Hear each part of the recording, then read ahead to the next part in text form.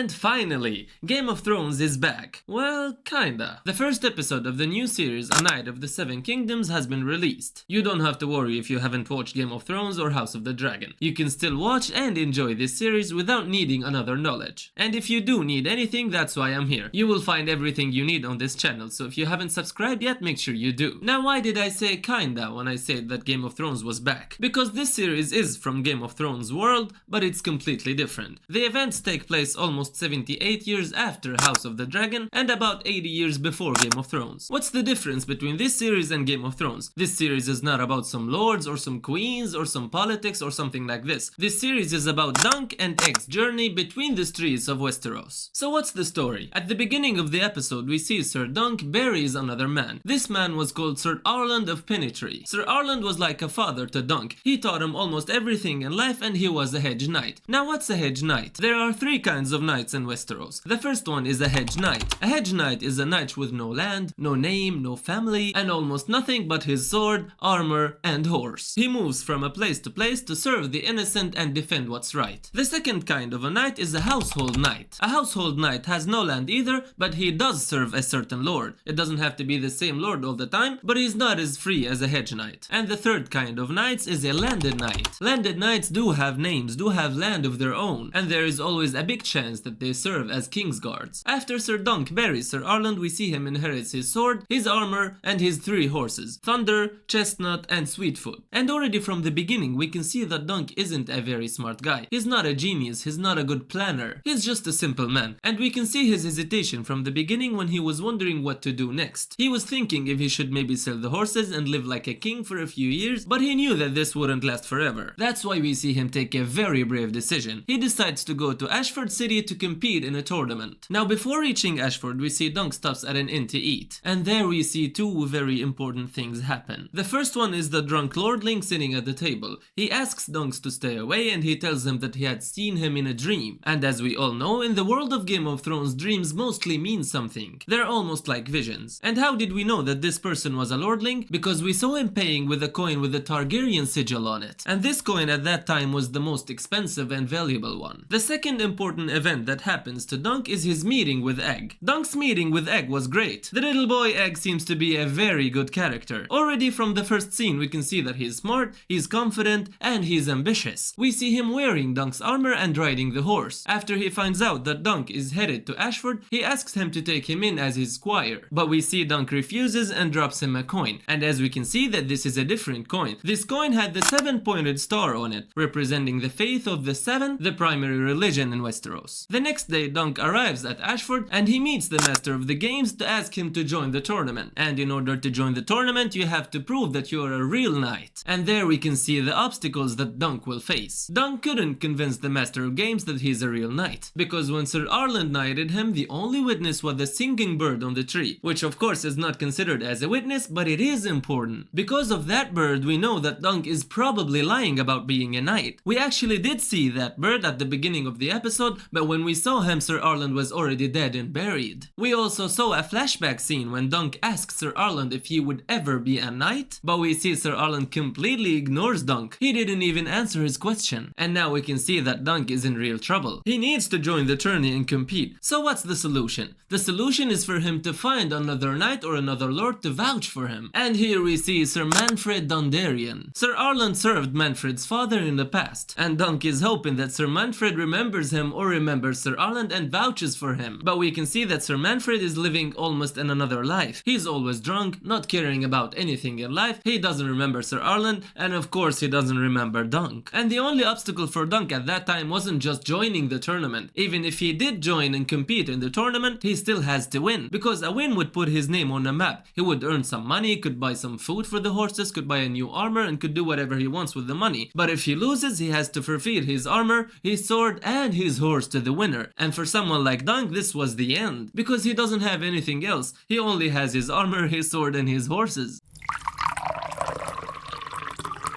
And now before going to the last scene, I wanna talk about the party. Sir Lionel Baratheon, aka the Laughing Storm, throws a big party. At this party we see one of the most important meetings in the episode. Lionel notices Dunk. He sees that he's tall but is standing hunched over. He tells him to be what he really is. 7 above gave you tallness, so be tall. What made the relationship develop so quickly was the difference that Lionel noticed in Dunk. He asks him, "What gift did you bring me? Everyone at this party is either here for my support or for my head." And at that moment we thought that Dunk was a dead man, because we know that Dunk didn't bring him any gift or any money or anything. But Dunk's simple answer actually saved him. He told him that he was only there for the food. He's not there for the support, he's not there to kill Lionel, he's not there for anything but the food. After that they get up and dance. Even during the dance we see how different Dunk is from everyone else. Everyone is dancing with Lionel with a little bit of distance between them. Except for Dunk. He was too close, he stepped on Lionel's foot and he even pushed him during the dance. And Lionel loved that. And immediately after the dance we see them sitting together as if they've been buddies for a